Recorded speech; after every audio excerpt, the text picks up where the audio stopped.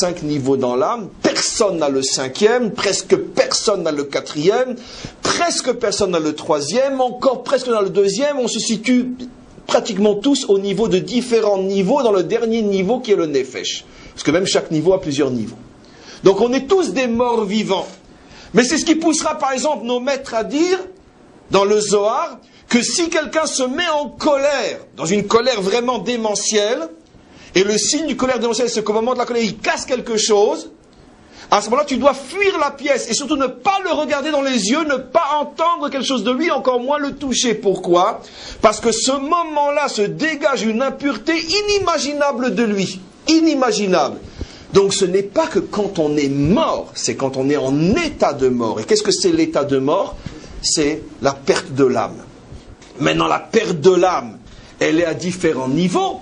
C'est la perte totale, le mort véritable. C'est vous et moi qui n'avons que des morceaux d'âme en nous. C'est le fou qui se met en colère, qui lui n'a pratiquement plus rien.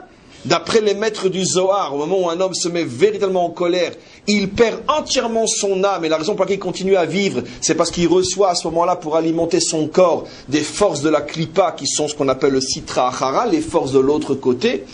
Et c'est pour ça qu'il est vivant, mais vivant biologiquement, mais qu'en vérité, il est mort sur le plan spirituel. Et ça va très très très très très loin.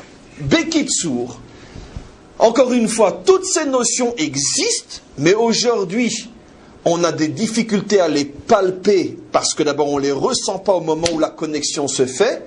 Et comme après on n'a pas les clés pour déchiffrer ce que cela signifie dans la vie de tous les jours, alors on s'imagine l'impureté comme dans les castes indiennes où il y a les différentes catégories de les sacrés, les tabous, les ci, les machins. Ça n'a rien à voir avec ces notions-là, bien évidemment.